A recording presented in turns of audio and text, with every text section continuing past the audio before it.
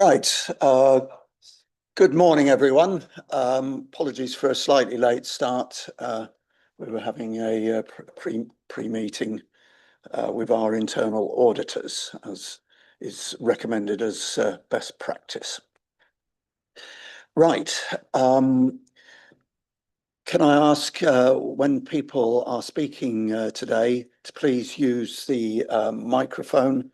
You will need to put the device quite close in front of you and speak direct to it for you to be properly picked up. The meeting will be live cast and the recordings obviously will be available for people to see afterwards. I don't think we have, it's Wednesdays, isn't it, the fire? We're not expecting any fire alarm today, but if there is one, please exit the building by the front entrance and congregate outside the building if there is an alarm. The toilets are actually immediately to my left, within this building if you do need to use them. If the meeting goes on a substantial amount of time, I might take a 5-minute break if that suits people after about an hour. I have no apologies for absence, and therefore if we move to item 2 of the agenda, the draft minutes of the meeting held on Tuesday, 22nd of April, 2025, and the notes of the informal meeting held on the 15th of July, 2025. Is someone happy to move those both as a correct record? Yeah, okay, and I'll second that. Everyone happy with the accuracy of those minutes? Yeah, okay. Can we approve those minutes as a correct record? Thank you very much. I'm abstaining. Right, okay, so that needs correction if that's possible before I sign them. Okay, right, we'll move to item 3, declarations of interest. Has anyone got anything additional to declare? Dr. Green. Chair, thank you. Just as previously, just to let everyone know, I do of course chair the JIAC at North Yorkshire Police, just when we get to item 30. Thank you. Thank you very much. Okay, if there's no other declarations, can we move on to item 4, which is the public participation? We've received one public statement by the deadline, which has been forwarded to members of the committee ahead of the meeting. Officers have prepared a response to the points raised. So can I very much welcome the statement and the efforts that's obviously gone into preparing it and the issues for us to consider. So Ms. Swinburne, you have 3 minutes to address the committee, if you'd like.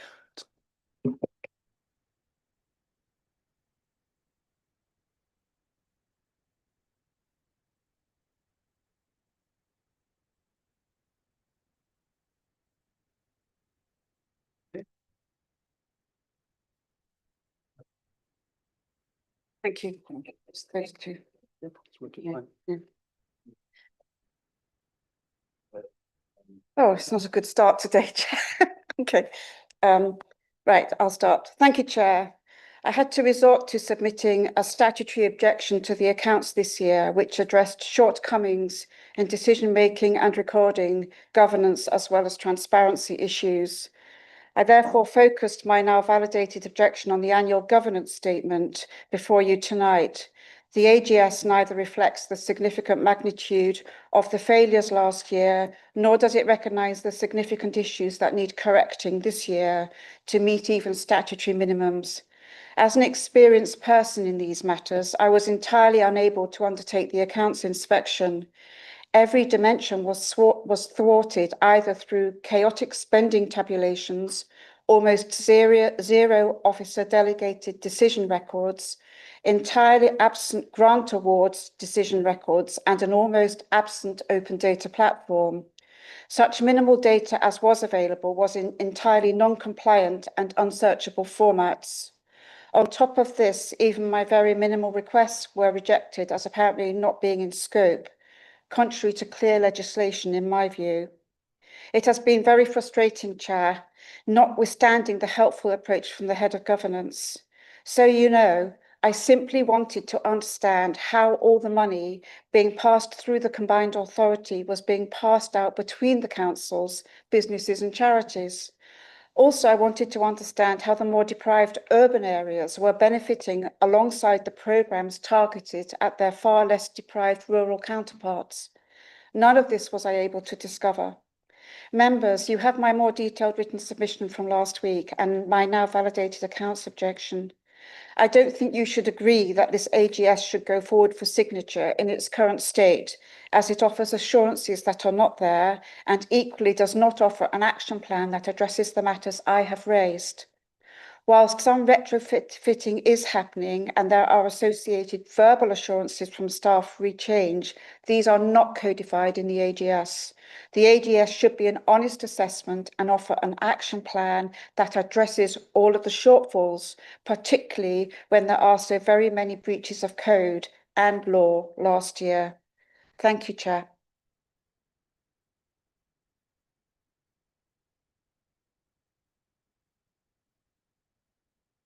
Thank you very much, Ms Swinburne.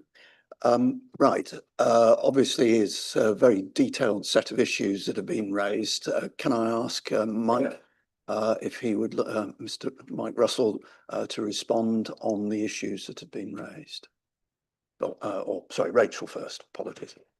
Thank you, Chair. Before we do, my understanding is that's a slightly different version. So if there are any points that, right, okay, thank you. Sorry, could you just clarify what you mean by slightly different version? So the question that was sent in, the comments that were sent in, the what Miss Swinburne read out today was not what actually was submitted to the committee, but Miss Swinburne's just clarified that it covers the same points. Thank you. Right, me to take over, Chair. So thank you, Chair, and I appreciate the opportunity to respond to the statement submitted by Ms Swinburne. The concerns raised span several themes, including financial transparency, compliance with open data standards, the transparency of delegated decision-making, and the adequacy of the annual governance statement. Ms Swinburne has also raised an accounts objection around these themes, which has at this stage been accepted by the auditors in advance of their annual governance statement review work. As of yet, the objection has not been considered by them in detail. I will address each theme in turn to follow. On financial transparency, the authority acknowledges the format of the published expenditure data over £500, currently in PDF form, requires improvement alongside access to some of the published procurement and grant award information. These issues are already identified as areas of focus under Principle B of the AGS, which commits to improving engagement tools and centralising transparency information. Furthermore, the internal audit plan for 2025-26 includes a specific review of compliance with the Local Government Transparency Code, which is currently underway. Regarding officer delegated decisions, during the 2004-2005 financial year, which is covered by the accounts objection and the AGS, the combined authority operated its first full year and did not routinely delegate programme level decisions to officers. All major programme decisions were made directly by the combined authority or the Devolution Joint Committee prior to the authority's formal launch. Other key contractual commitments, such as service level agreements and accommodation agreements. Sorry, please don't interrupt while Mike's speaking. With local authority. Sorry, Mike, can you? I'm on. Move? With local authority partners were set up when the CA was formed and embedded into initial budget approvals. Ms Swinburne has also raised concerns about the authority's responsiveness to information requests, including perceived failures by myself in providing adequate data during the accounts inspection period. I'd like to clarify that all requests made under the statutory inspection framework were responded to in full and copied to the chair of this committee for information. This included detailed analysis of transactions with constituent authorities, copies of service level agreements, and links to supporting decisions made by the authority. Requests falling outside of the scope of the inspections rights, such as those not related to the financial period or not held within the financial records, were acknowledged and treated appropriately under Freedom of Information protocols. Officers also offered Ms Swinburne the opportunity to discuss her concerns directly, but this offer was not taken up. The AGS itself does not claim perfection in governance arrangements. It explicitly acknowledges the authority's early stage of development and identifies areas requiring further work, including financial reporting, risk management and information governance. These are transparently presented in Appendix 3 as areas of significant weakness with clear actions underway. In conclusion, the authority believes that the AGS provides a proportionate and balanced assessment of our governance arrangements. In particular, the Summary of Progress and Review of Effectiveness section outlines both achievements and challenges faced during our foundational year. It sets out a roadmap for improvement and reflects our commitment to transparency, accountability and continuous development. Okay. Thank you very much, Mike. Right, under the speaking arrangements, Ms Swinburne is entitled to ask a further question arising out of the response that you have received. Thank you, Chair. Without going into detail of he said, she said, I won't bother with that. But I think the most significant issue... Sorry. Okay, so I think the most significant issue, which I think is absolutely mind-blowing in my view, is that the officer has said that there was no record, and there should have been no record of decisions made last year. You know, the high-level decisions made at the combined authority meeting was so high level as to be, you know, you couldn't check them. And after that, all the money passed out. There's no evidence of who decided what, where it went. And so that's why I couldn't do the inspection. Thank you. And I recognise that the staff have addressed the £500 issue regarding any offer. By the time I got an offer to speak, it was far too late to do anything, Chair. And I just thought it's better just to write this thing, ask the external auditors to address it. It's not a he said, I just want to get this right. And I could inspect nothing. So no question, that was just a statement. Thank you, Chair. Okay, thank you very much for that. That therefore concludes the public participation item.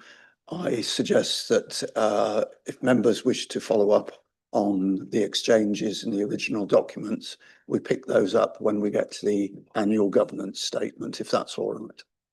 Okay, thank you. Right, if we then move to item 5, the annual report of the head of internal audit. We have Max Thomas and Stuart Cutts here to present. Thank you, Chair. So we did present this report to the previous informal meeting. I'm assuming the committee's had a chance to read through it. I'll just pick out a few sort of key messages. The first is that the report outlines the work that we undertook in 24-25. We also recognise that the authority, elements of the authority were being audited by RSM, so Fire and Rescue Service, and the PFC. What we are required to do is provide an overall opinion on the authority's framework for governance, control and risk. In providing that opinion, we have had to give what we describe as a limitation of scope, and that recognises that the work that we did was relatively limited given where the organisation is, but also there's currently no sort of assurance framework in place to enable us to place reliance on the work that RSM have been doing. So just to clarify, it's not saying that there's no assurance or there's particular issues. It's just it's the basis of the opinion that we are providing. We are also required to identify any sort of significant issues and ask the authority to consider those issues for inclusion in the annual governance statement. We identified two areas, one around information governance, the other around risk management, and as you're aware, those two issues have been reflected in the draft annual governance statement. You also need to be confident that the work that we're doing is undertaken to appropriate professional standards. So in giving the opinion, we've also set out our arrangements for providing that assurance to you that we are doing the work to the standards that are required. Happy to take any questions or comments on the report. Okay, most of us round the table have seen it, but I'm conscious that there are three members here today who weren't present at the last meeting when we had it previously presented. So if there are any questions that people have, now's your opportunity. I'm not seeing any. No. Okay. Are we minded to, well, we were minded to approve the last meeting. Are we happy to agree this? Seeing nods of assent. Okay, so that is agreed. Thank you. Thank you very much. Very much appreciate the work that's been going on, but also the flags of things that clearly we need to ensure are addressed within this current year, so that we are in a fully satisfactory position on some of those issues at the end of this current financial year. So thank you very much. Right, if we then move to item 6, the internal audit charter.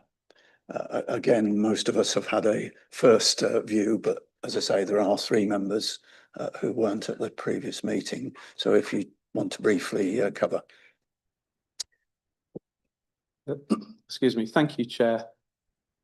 As is highlighted in the covering report, internal audit standards changed at the beginning of April, moving away from a public sector audit standards base to global internal audit standards. So as a consequence of that, audit charters needed to be updated to reflect the requirements that the new standards lay out. So what we've got attached to the following the covering report is an update to the authority's charter. And for those who've seen other charters from other organisations, York or North Yorkshire, broadly similar but very reflective of the combined authorities' specific requirements. And the internal audit charter, I think hopefully most people are aware, but it's a key document that helps govern relationships between defining the internal audit service, but also relationships between officers and ourselves and the committee. And in certain areas, such as what we've talked about, mentioned with things to do with opinions or other things, there's specific requirements in there. And it also sets out some safeguards about aspects of when we or where we don't do work, where our independence is safeguarded to ensure that we don't overstep what we shouldn't be doing. So if I think that's probably all to top and tail the kind of detail in there. If anybody's got any questions about the charter itself or any content within that, we'll do our best to respond. Thank you. Okay, thank you very much. Are there any questions anybody wishes to raise on the proposed charter? I'm not seeing any. Right, this is one of the ones where we're making quite a specific decision. So I would like to have a show of hands on this. I'll move the recommendation to approve the charter. Can I see those seconded? Can I see those in favour, please?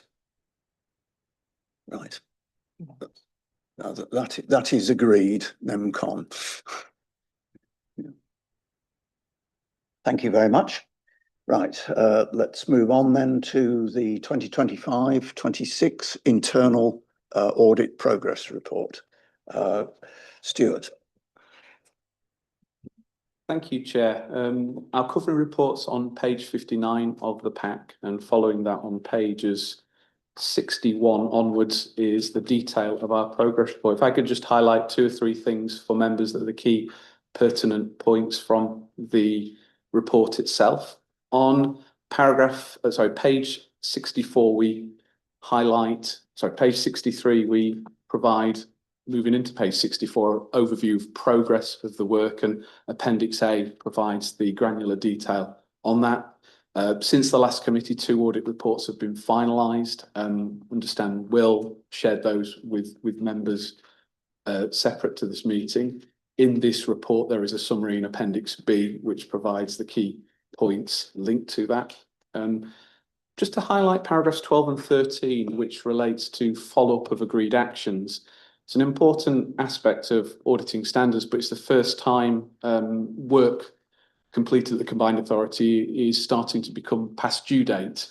And we highlight in paragraph 13 that this month we'll be following up the creditors audit because those dates have happened. So we have sent that to Mike in the first instance, and we'll liaise with him and his colleagues to get an update and be able to provide updates on that and other reports as they become due on a regular feature as part of that follow-up actions paragraph, which will be in all of our progress reports going forward. I think hopefully with members having read the detail, the summaries of both audits that have been completed are clear, and if members have any questions, myself or officers will do our best to respond. Thank you. Thank you, Stuart. Are there any questions on this report? No, I am not seeing any. So are we happy to agree the recommendation to note progress made? Okay, seeing nods of assent. So thank you for that. That's agreed. Item 8, the 2025-26 Information Governance, Counter-Fraud and Risk Management Progress Report. Max. Thank you, Chair. So this report just details the other services that Berito currently provide to the authority and the work that we've been doing in the current year.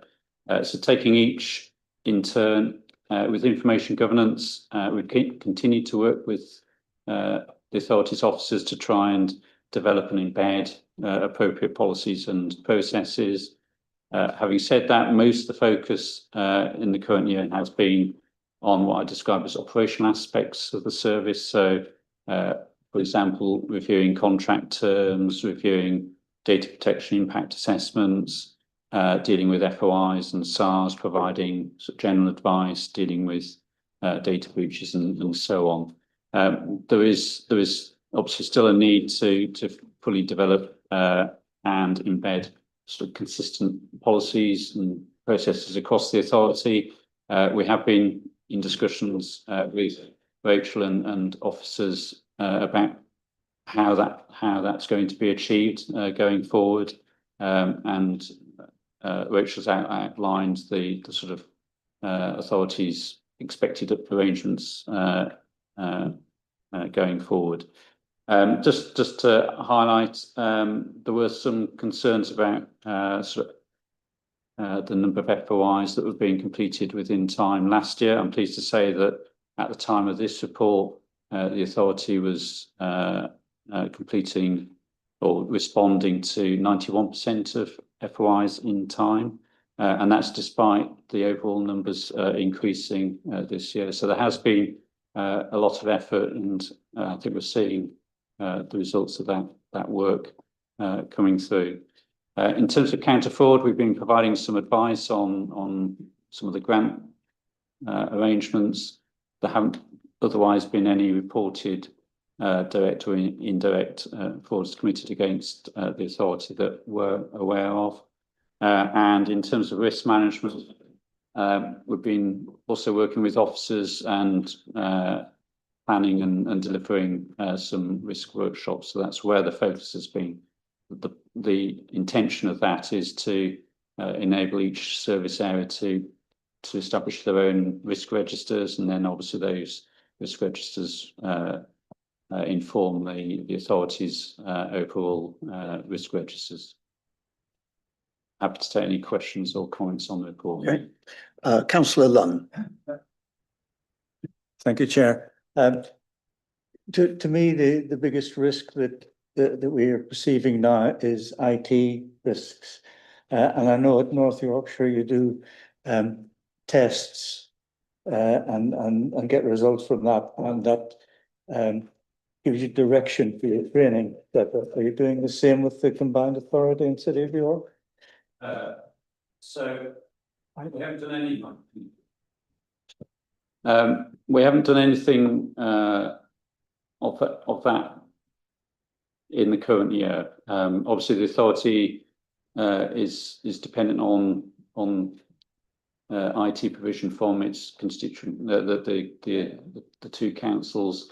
So we do place some reliance on the adequacy of those arrangements. We know that both North Yorkshire and York have got are investing time and effort into making sure that measures are in place to prevent or reduce the risk of cyber attacks and so on. So it is very much on everyone's radar. So no, we haven't done anything specific to the authority this year. We do know that the weakest link is people. Thank you. Okay, are there any other questions? Councillor Melly. The section about freedom of information requests refers to how many requests were responded to in time and that sort of thing, but doesn't say anything about what is in place to ensure that FOI is being complied with. Are all staff trained in knowing how to recognise a FOI request, even if it's doesn't say in it that it's an FOI request? Do you know, are you confident that the data you've got actually is all of the requests that come into the authority, even if they haven't been sent directly to you with the heading FOI request? Well, I know there's been a lot of work both by ourselves and officers within the authority to make sure that there are arrangements in place to identify genuine, proper FOIs and to deal with those correctly. Whether every request is being picked up, difficult to know, but I think I'm not aware of anything that would suggest that that's not happening. Okay, Rachel. We have undertaken some training with staff around FOIs and the process, and we've also got a working group as well around that. So, and we are looking at bringing together the different strands. So it's quite a complex combined authority with police, fire and crime, and we are working to try and bring that under a singular umbrella, for want of a better word. Okay, Mike, did you want to say something as well? I was just going to add, as in a context as a recipient, we definitely had training, and it's also within the new staff induction pack. So there's some digital training that everyone does when they start, so it captures new staff. Yeah. Okay. Can I also on that ask about the resourcing in the sense of the 80% that we figure, which is below the sort of government expectation, and the mention of 40% increase in the number of requests. Are we adequately resourced for the future for this higher level of workload and to meet the standards? I'm looking to you, Max, as well, because I think the actual day-to-day FOI processing is dealt with by yourselves within Verito, but we are undertaking an amount of consultation at the moment in relation to a restructure to try and align the FOI process so that there's a single point of contact within the CA who will link in with Verito around that. Yep. Okay, Max. I was just going to say, we did add a bit more context into the report. So effectively, there were some cases earlier in the year that has brought the ratio down. talking to colleagues, they're confident that, you know, that those particular issues have been addressed. Yeah. Okay. Thank you. Could I also ask on the page 75, the personal data breaches? There's a comment there suggests that the Information Commissioner's guidance would suggest this number of incidents is low for an organisation the size of North Yorkshire Fire and Rescue Services now. Is that something that we perhaps should be asking the IAC for their views on, and that they're looking at this, or is this one that we deal with directly? Well, I perhaps stand by saying we're flagging it as probably a question or a challenge, but we haven't got anything to suggest that, you know, there's lots of unreporting going on. I think what it's telling us is that what we need to do is keep raising awareness and make sure that people understand. It was that I was looking for. Yeah, yeah. So our step, do we know if steps are being taken to raise awareness and try and ensure that we are making sure that all potential incidents are being reported? Yes, and we've got links in through our Police, Fire and Crime Directorate staff into Fire and Rescue Service in relation to that. Yep.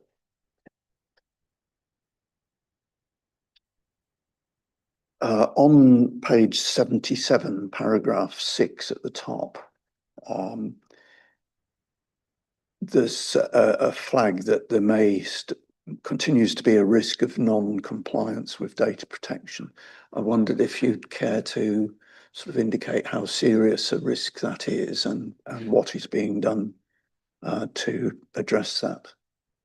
Okay, so I mean, we have been flagging this for I think every report.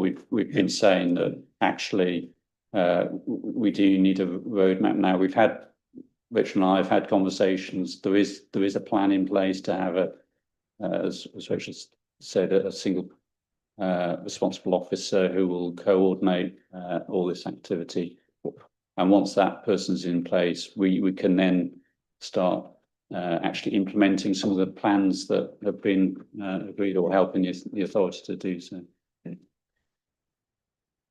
And there is a sensitivity around it because it's a staffing issue involving staff that are affected, and we're in actually a live HR consultation period at the moment. So I can't really talk too much on it at this stage, but as soon as I'm able to, I will. Yeah. Okay. Well, that's an assurance in itself if the consultation is going on. Thank you. Right. Are there any other questions on this report? If not, can we agree to note the progress made?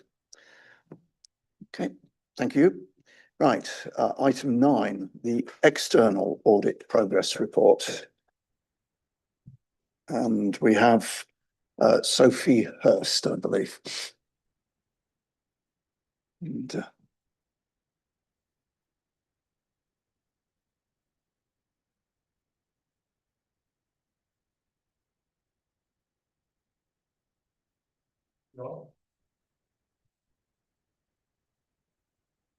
Thank you, Chair. Our report provides an update to the committee on our progress delivering the audit for the year ending 31st of March 2025. As stated in the report, we are focused on rebuilding assurance following the disclaimed opinions issued in 23-24. At this stage, we do not expect to be able to fully rebuild assurance in 24-25, and we are planning to take a risk-based approach, concentrating on the key balance sheet items, which will lay the groundwork for full assurance from 25-26 onwards. At this stage, we also plan to consider the authority's first-time adoption of group financial statements and potentially the implementation of IFRS 16. While we appreciate your concerns, we've carefully considered several factors, including the impact of the modified opinions issued to police and the combined authority last year, and the need to prioritise clients which were not subject to backstop or disclaimed opinions in the previous audit year. And that will help prevent further backstopping in the system. We're committed to working closely with officers to rebuild assurance and return to unmodified opinions as soon as possible. As part of our value for money arrangements, we are also required to issue our auditor's annual report by the 30th of November. To support this, we are currently working with officers to do the value for money self-assessment, along with asking for the supporting data. While we haven't identified any new risks at this stage, we are following up on the significant weaknesses reported in the last financial year. Finally, the report includes some national publications, and these are for information only. We'll keep the committee updated as the audit progresses, and happy to take any questions today. I think my first question would be, are we reasonably confident that we're going to get to meet the 30th of November deadline? It's only 6 or 7 weeks away. It sounds like you're still relatively early in the process. So, Chair, this is in relation to the value for money work, which is a questionnaire-based approach. Mentioned to Sophie just before this meeting that from our side, the information is pretty much pulled together. They'll have that this week, and then the auditors can move forward and review that and have the remainder of the period to undertake that work.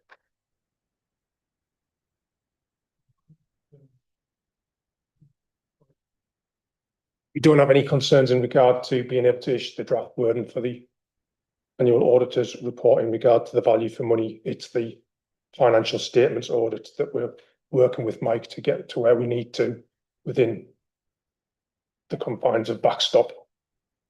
Yeah.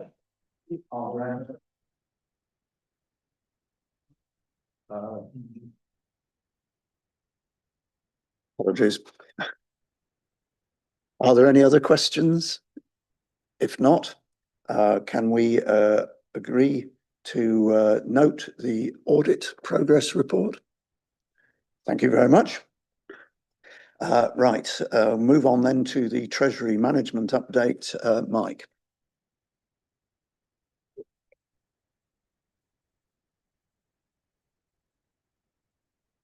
Didn't work. Apologies. Thank you, Chair. So the purpose of this report is to present the Treasury management position of the authority for the first quarter of the year. In line with Treasury management guidance, it shows the cash position at Q1 of 80.1 million, largely driven by advance funding settlements in year, and shows that investment income so far in the year has been 0.56 million, with investment returns outperforming benchmarks once invested by about 0.23%. It does identify one area of development around the processes of moving cash onto investment. We work with an SLA with North Yorkshire that was predicated on the ability to sweep cash automatically into their accounts for investment. Because of technical banking reasons, that's not possible, and we've been working with an officer who was programming cash into the Treasury management funds in order to maximise returns. We're currently about to start looking at if there's any ways that we can improve that, because for some period of time, particularly if it's over a weekend, we may have more cash on account in current account than we would like. So that's an area for development for us. And there's just some notes in that paper around the Bank of England position and the likelihood that interest rates will probably remain around 4% for the foreseeable future, given inflation. Okay, thank you, Mike. Are there any questions on that report? No. Okay, are we happy to note the report? Thank you. Right, item 11, the draft financial statements and annual governance statement. So, thank you, Chair. Just for information, this paper is for note and comment because things remain in draft until we move through the audit process. This paper presents the first full year accounts for the combined authority following the devolution agreements and the election of the region's first mayor in May 2024. And the purpose of the report is to provide the committee with an opportunity to review and comment on the draft financial statements and annual governance statement before they are finalised and audited. I'd also like to note that the audit and governance statement came to the informal committee in July and to some extent has been reviewed by the committee already. Key highlights evident in the accounts are that the integration of police and fire functions has been made into the combined authority. That significantly expanded the scope and complexity of our financial reporting. The consolidated financial position shows usable reserves of just under £50 million and group pension liabilities of approximately 1.6 billion, which relate predominantly to policing and to some extent fire. I think there's a small surplus in the other aspects of the combined authority. The annual governance statement outlines the progress made in establishing core governance frameworks, while also acknowledging areas of improvement, particularly around financial planning, information governance and risk management. The paper reflects both the scale of transformation the authority has undergone and our commitment to transparency, accountability and continuous improvement. Thank you, Chair. Okay.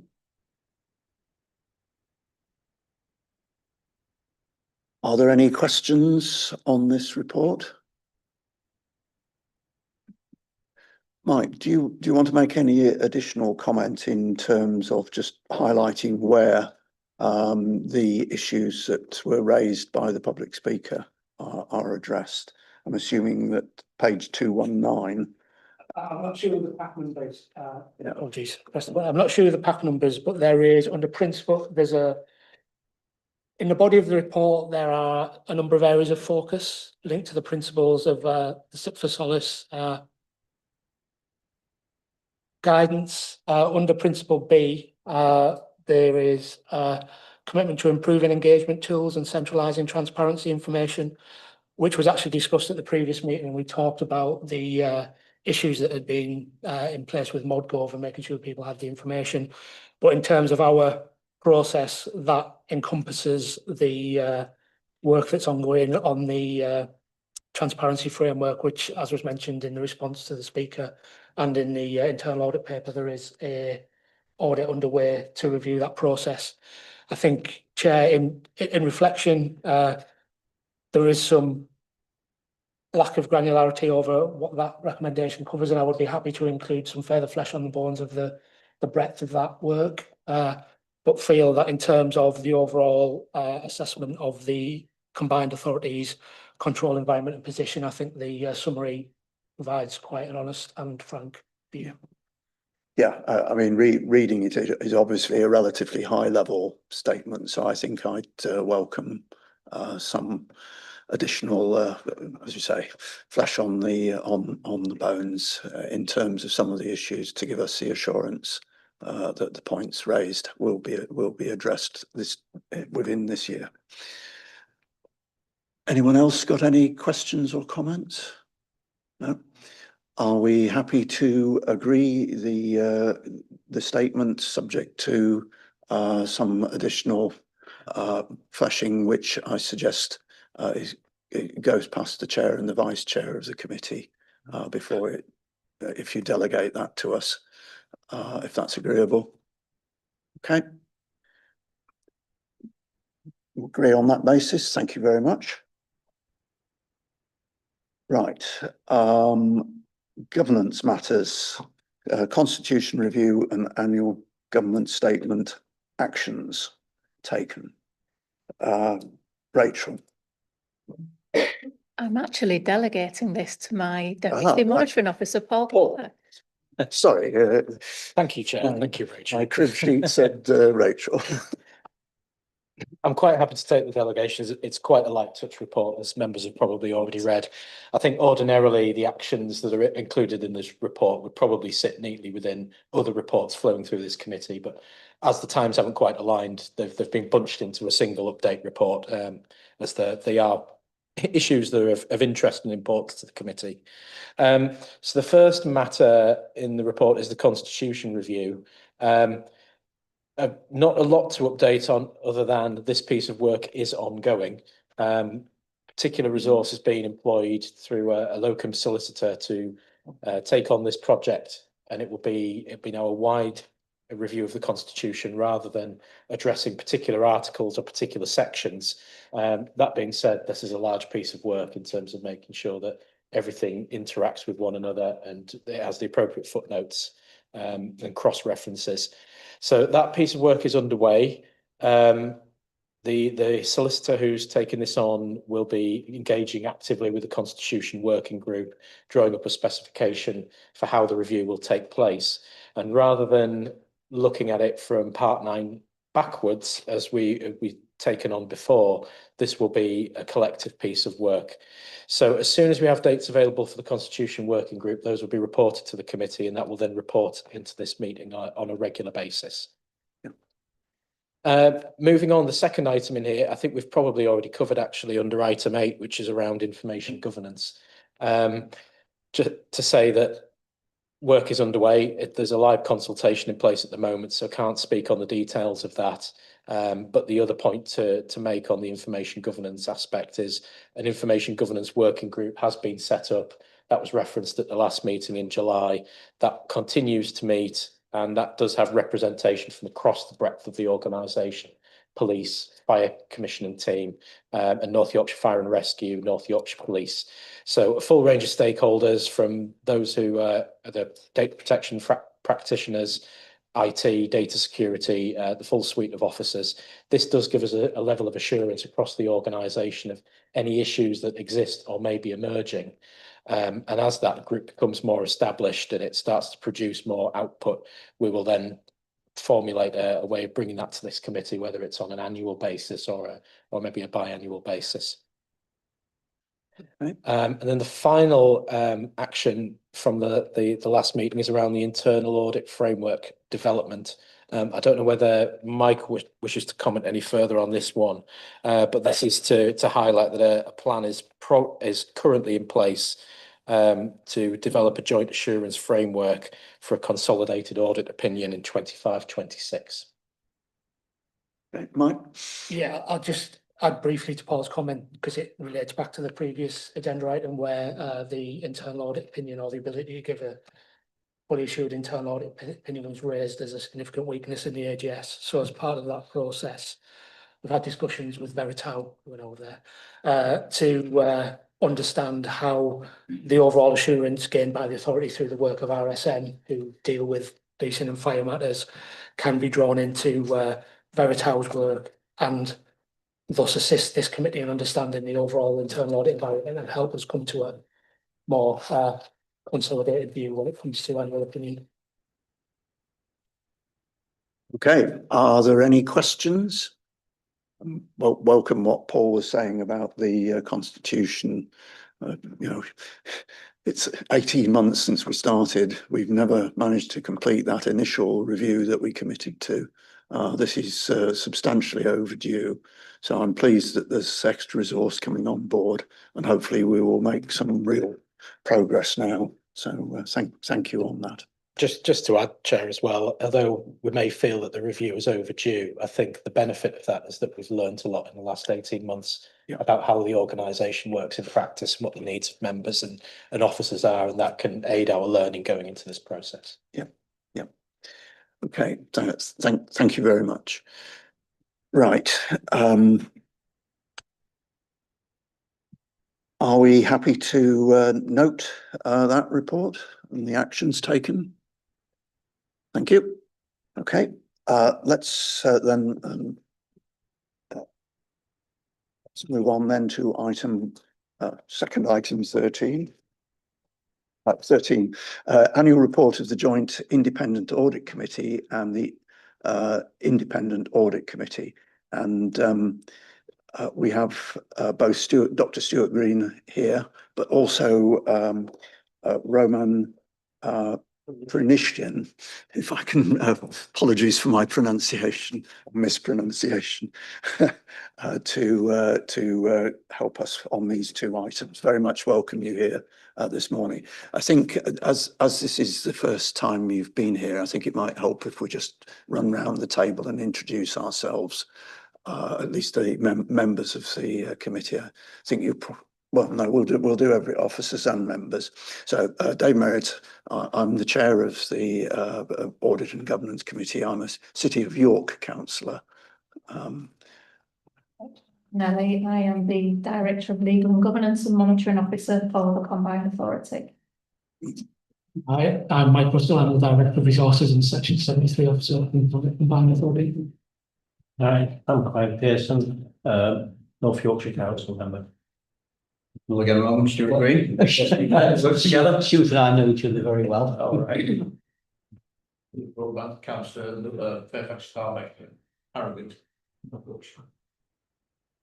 Sophie Hurst, external audit manager. Mark beside external audit, we've worked before. Yeah, we have.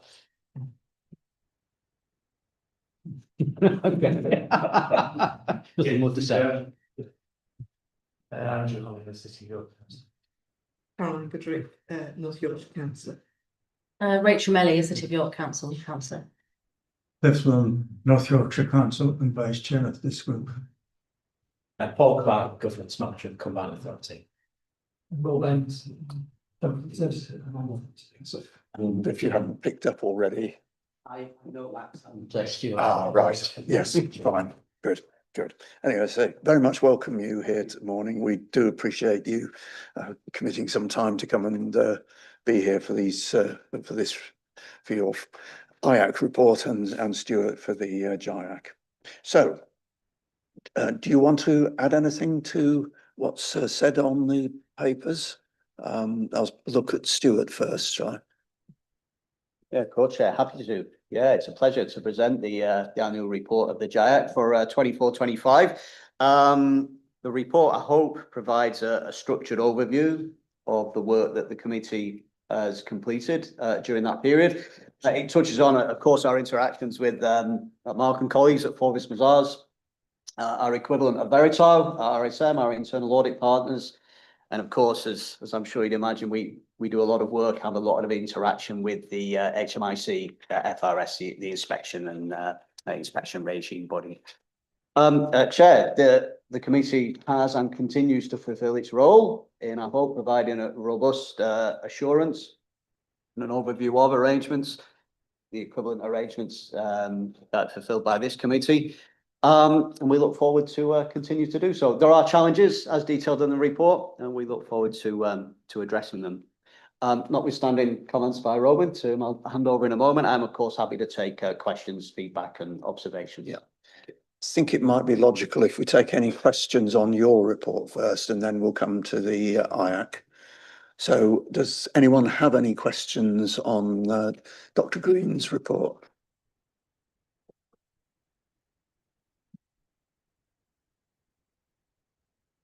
No? Okay. So, and we thank you for that report, very much appreciated. Obviously, as you say, there are some significant challenges in there, and we wish you the best with them. Okay, so if we then move on to Mr. Pranishan's report on the IAC, please. Thank you, Mr. Chairman. The role of the Fire Audit Committee is pretty much the same as the police one, as Dr. Stewart has just explained. This was the last year, well, 23-24 was the last year of the fire service doing its own separate accounts. So from now on, they'll be wrapped up into the combined authority accounts. The external auditors concluded for that year that actually the accounts were fairly clear, not too many problems. There were a few there had been issues with value for money structure in previous years, but they had been addressed. Internal audit, however, had a slightly different situation in that the previous 3 years had been negative opinions. That has now has improved significantly. Although the last report from internal audit was still below the line, it was fairly borderline, so which is much better than before. And the main issues around that actually had been their implementation of internal audit recommendations. That is something that the organisation have reformed and changed, and the committee is bearing down on at every meeting to make sure that actually they are doing things. They're the highlights of the report. So I'm happy to take any questions if anybody has any. Okay. Certainly when I read it, it seemed very positive in terms of getting away from where things had been. So very, very much welcome the ankle biting that you have clearly been undertaking. Are there any questions? No. Okay, thank you very much. We very much appreciate the work that both of your committees are doing to ensure that we have a well-functioning set of police and fire services. Right, okay, thank you very much. Thanks. Right, item 14, the programme of work. We happy to note that, or are there any points anybody wants to raise? No, okay. We'll note that then. I have no urgent business. The date of the next meeting is Tuesday, the 13th of January at County Hall, Northallerton for it. Right, Mark.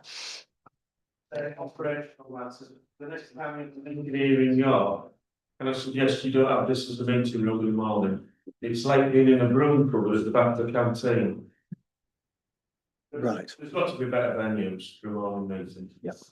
We will ask. I mean, there is a lot of competition for meeting rooms in this building, but we will see if we can manage that. Yes, okay. Right, anyway, thank you all for your attendance and contributions this morning.